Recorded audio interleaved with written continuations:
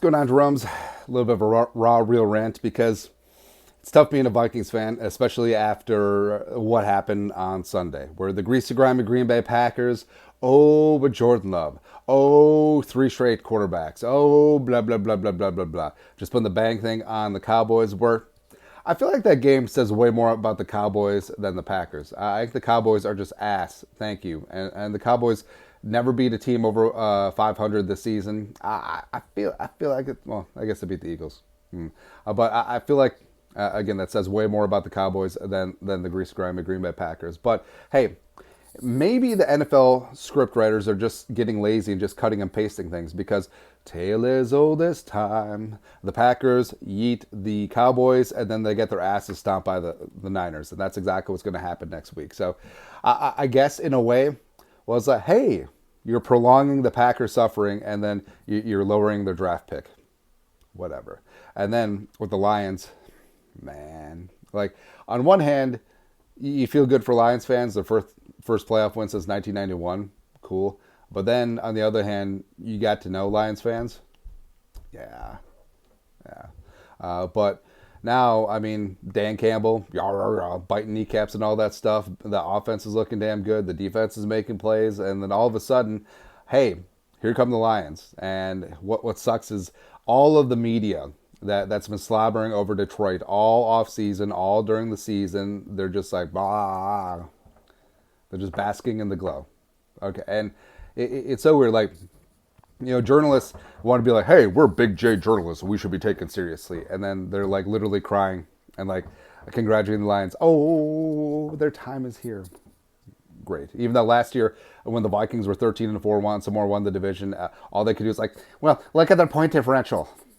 Please. And for a fact, if and when the Vikings win the Super Bowl, they'd be like, well, the Vikings now draft 32nd. They ruin their draft position. It's ridiculous, man. But the question is, should the Vikings fans be a little bit nervous in the service? Because, it looks like Jordan Love actually might be a little bit something. And the weapons are pretty damn legit. They're the youngest team in football. Defensively, they always had the pieces. And jumping Joe Barry actually looks like he's not being a Dumas anymore. Should the Vikings be nervous there? Sure. Or you look at the Lions and it's like, hey, Ben Johnson's probably leaving. Aaron Glenn might leave as well. And do you really believe in Jared Goff? I mean, the Lions offense, it looks like Jared Goff is still no great shakes, but honestly, it just seems like he completes like 14 of 15 passes to start every single game.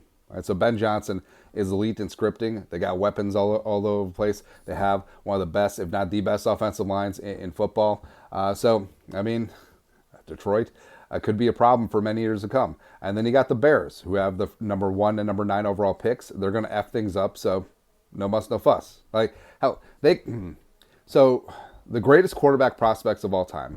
You look at John Elway. You look at Andrew Luck. You look at Peyton Manning. Even though there's some question marks with Manning coming in. You look at Jumpin' Joe Burrow. It's like, hey, they could have gone to the Bears and they would have been out of the league in like 4 years. It doesn't matter who the supporting cast is. Doesn't matter who the GM or the coaching staff is. I feel like there's just something in the water. It must be something in that green dye that they put in the river at St. Patty's Day, where it's just like, hey, if you come here, we will ruin you as a quarterback. That's what happens, man. But for the Vikings, I mean, you can be down in the dumps. You can have despair. It's like, it looks like the Packers, the Lions are going to be good. But just remember, hey, if Kirk Cousins didn't pop lock and drop it on the stupid greasy grimy Green Bay Packers garbage-ass grass, the Vikings probably still win the division. And you could say that's a simplistic take and it's revisionist history and hindsight's 2020 and we'll never know. But the Vikings' problem, especially down the stretch, was the inability to put up points.